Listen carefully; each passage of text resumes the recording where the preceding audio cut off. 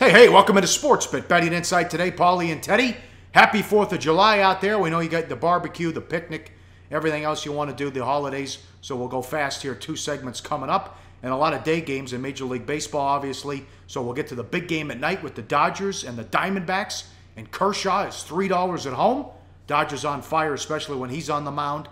And Peacock on the mound for the Astros against the Braves. Bad beats, bad bets, bad for the books. Play of the day winner with the Red Sox. It wasn't easy, Teddy, but a vicious beat if you had the under 11. 5-2 in the 7th. Porcello pitches well. They take him out. They get a run off Kelly in the 8th. Kimbrel, not only does he blow it, but he gives up a hit and a home run to a right-handed batter as Napoli ties it. And you guessed it, 2 runs by the Red Sox in the 11th. They win 7-5. Goes over 11, Teddy. Now, mind you, 2-run score on an infield single in the 11th for the Red Sox. So not only do you get the rarest of the rare, a Kimbrel blown save, you also get a 2-run infield single to bust your under on the 11 there. That, a vicious beat. Not a vicious beat if you had the Rangers. You know, Boston was the right side in that contest, but a really tough beat if you had that under. Weren't a lot of under bettors out there. That total was bet up throughout the course of the day. Yep, Yankees Blue Jays, tough push, 9. This was 2-1 late. And then the Yankee bullpen strikes again, but the Yankees exploded in the bottom of the 8th, and then Chapman comes in and gives up 2 runs, 6-3 final. Yeah, I mean, Chapman's at his best when he's in intense situations. You bring in Chapman with a 5-run lead, all of a sudden, he's not the same guy. He came in, gave up 2 runs on 3 hits, a couple of doubles. His ERA, we talked about it on yesterday's Sports Bet, Aroldis Chapman's ERA now up to 3.86. But, man, you got a 2-1 game in the bottom of the 8th. You're under 9. You're feeling pretty good about it. Whew, that's a tough push. Every bit as tough as the bad beat that you took with the Red Sox Rangers under.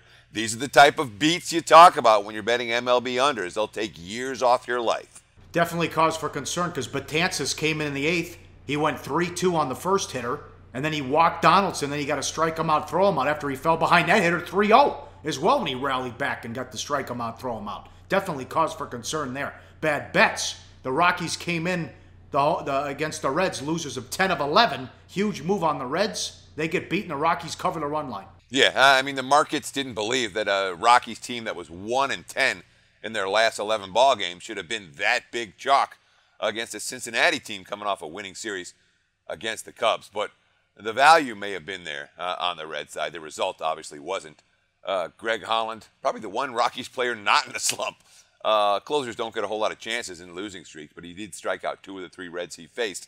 Now 27 saves and a .44 ERA from Greg Holland. 25-cent move on the Nationals at home. Mats against Strasburg. Nats went off $1.85. Their bullpen blew it again. Strasburg was great. 8th time. They blown a multiple run lead in the 8th inning or later, but they get the walk-off in the 9th to win it after the Mets tied it.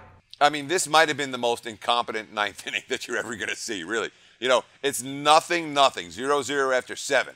And when you get to the 2 bullpens, Strasburg and Mats both throw gems. And then, I mean, back and forth with the bad bullpens. But the bottom of the 9th, true incompetence. You have Paul Sewald opening the 9th. Well, what'd he do? He walked Matt Wieters on 4 pitches. You know, you can't do that in a tie game. So then what happens? Oh, Wilmer Defoe comes up, but he can't get a bunt down. He pops out. So then what do you have?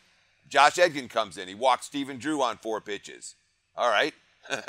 Now you have Adam Lynn flying out on the first pitch versus Edgin on the next at-bat. Again, it should be impossible for a big league hitter to do that after a 4-pitch walk. You can't swing at the first pitch next time up. You know, and then you have Fernando Salas comes in. He replaced Edgin. Ryan Rayburn gets the winning hit when Cespedes can't make a play in left field, and he injured his hamstring on the play. He's out for Tuesday. So in the bottom of the 9th, you had bad pitching, you had bad hitting, you had bad defense, and of course, and we always rail on the Nationals bullpen. Here in 1.2 innings, the Mets bullpen walked 4 of the 10 batters they faced that did not try to bunt. One more. Marlins Cardinals over. 9 bet up to 10. Hey, Mattingly, at what point do you want to get Locke out of the game? He gave up 11 runs. Yeah, the books had no chance in this one. You know, this game got steamed big time.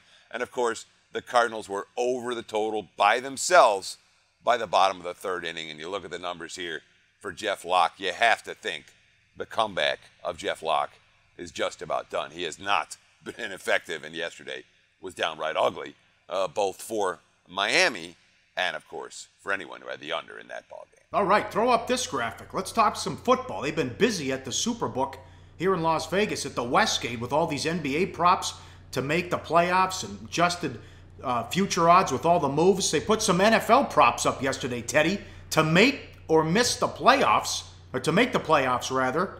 One that jumped out to me, my co-host Mitch Moss, I thought made a good point, but I certainly agree with him. The Chiefs to miss the playoffs. Listen, they went 12-4, and they didn't improve their team. They fired their GM. They move up in the draft to take Mahomes at 10, who's not going to be able to help them for a while. They get rid of Macklin, and Charlie Checkdown is only throwing to, he's got Hill and Kelsey and Conley. That's who he's throwing to. So what do you got? You got a little plus 130 there on KC not to make the playoffs. That one certainly. In a tough division, too. Yeah, and remember, we talked about it the entire season on SportsBet. You want to talk about a smoke and mirrors job. I mean, they were outgained in almost every game, but somehow to win the turnover battle and eke out a close win.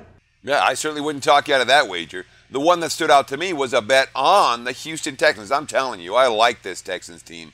I know we've got concerns about the QB position, but when you look at the division, not an elite division, when you look at the talent level they have on defense, I'm impressed. When you look at the skill position talent, the offensive line, the pieces are in place for Houston to be a playoff team this year. You get plus 140, that one makes sense to me. So plus 130 on KC not to make it, plus 140 on Houston to make the postseason.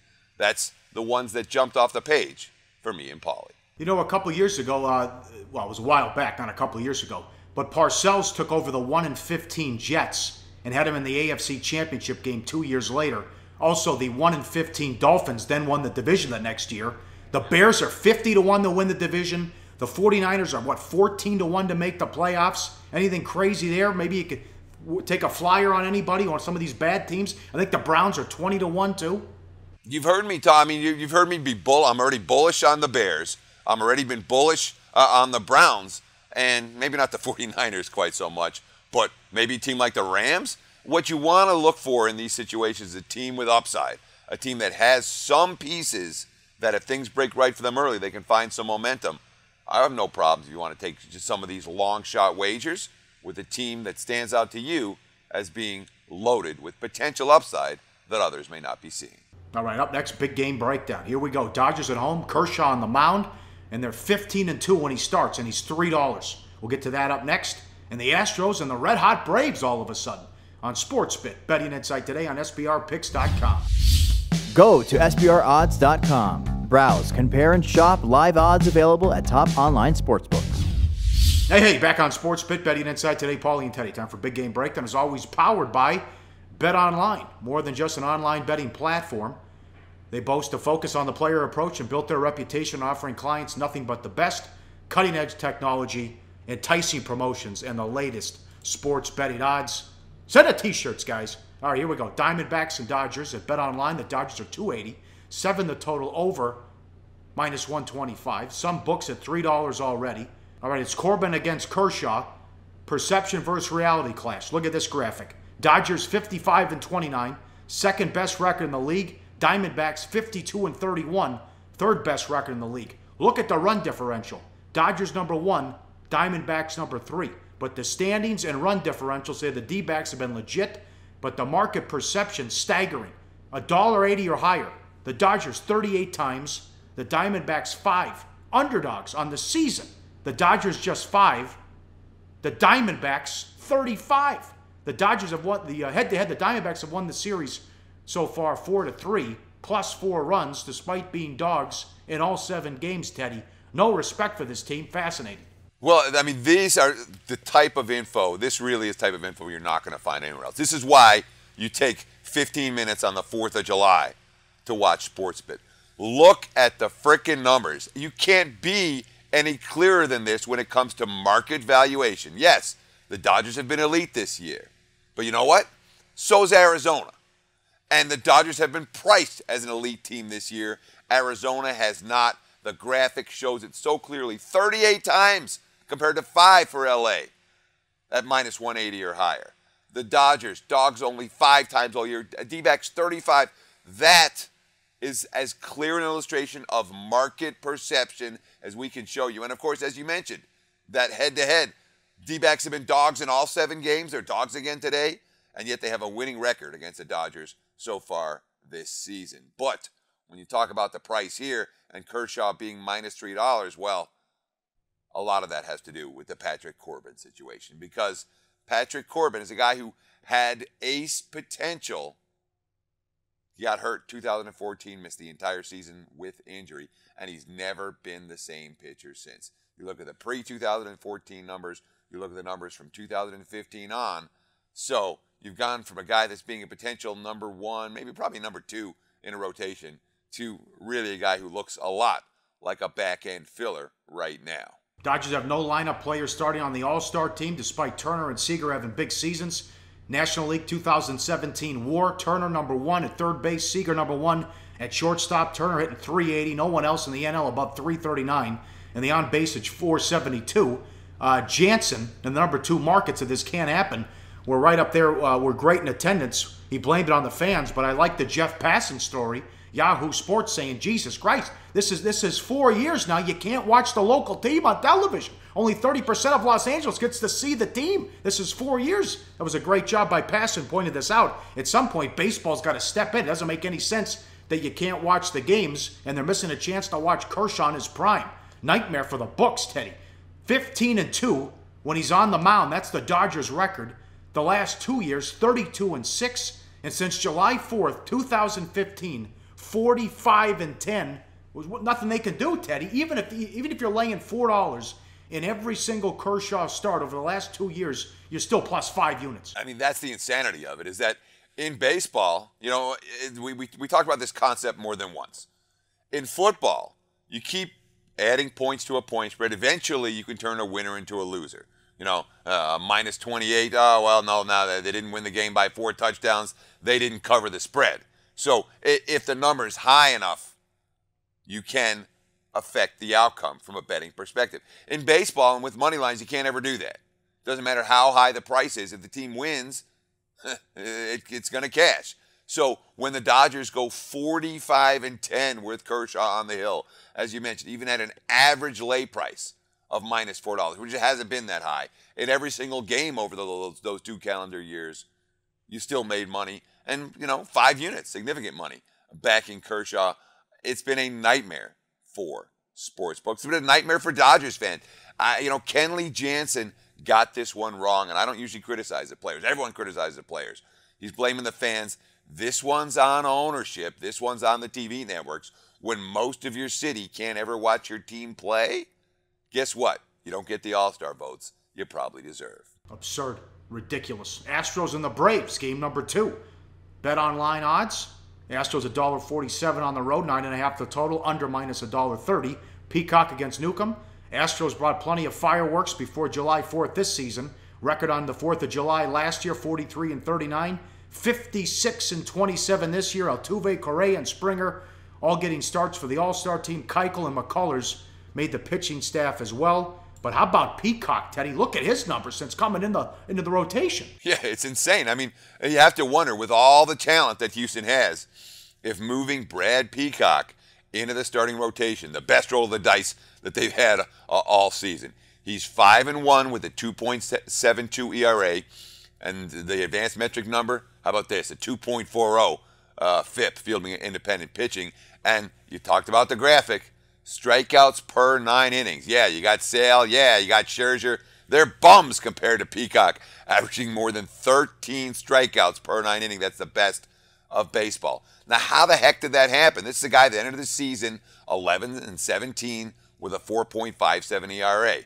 Well, there's 2 things that have happened. One is that, unlike most pitchers, Brad Peacock is now working exclusively out of the stretch, so he doesn't mess with his mechanics. He's doing it the same way out of the stretch all the time. And the second thing that's happened, look at the graphic, Brad Peacock has developed a slider. He's using it a lot, and it's pretty darn nasty. It's like Robbie Ray we talked about last week, finding the breaking ball, the curveball. This guy's found the slider. Do you believe in the Braves? Look at their record last year on July 4th, 28-54. This is a great story. They're only a game under 500 as we tape this, only 6.5 games out of the wild card. 25-20 without Freddie Freeman. 26 wins as Dogs, Teddy. And the old retreads have been holding their own offensively. They sure have. Brandon Phillips, Nick Markakis, Matt Kemp. Three moves that no one was excited about in the offseason. And yet all three guys have come to play. And they brought an element of veteran leadership to Atlanta they really didn't have last year. But the question here is about the pitching. Sean Newcomb's had time to start believing in this guy. He was the number 15 pick by the Angels in 2014. He had a decent shot at AAA, 3-3, 2.97, 11 starts to open the season, and now a .148 ERA in 4 starts with the Braves. Now, obviously, he hasn't been as good as that ERA, but the field of the independent pitching numbers, 2.94, and the xFIP of 3.94 is still decent. Here's the quote from the center fielder, Ender Incarte. Quote, "He's been impressive for us. Watching from center field, it looks nasty, his curveball and fastball. He has been really sharp, and it's been great for us." All right, money time. Play of the day. We'll stick with that game. Betting number 979, 980. This game under 9.5. The young lefties on their first pass through the league. Advantage goes to Newcomb in this one. And Peacock's been solid as well. Let's go under 9.5 on this 4th of July. Back Wednesday, loaded show. And the Minnesota Vikings in the deep dive on SportsBit. Betting Insight today on SBRPicks.com.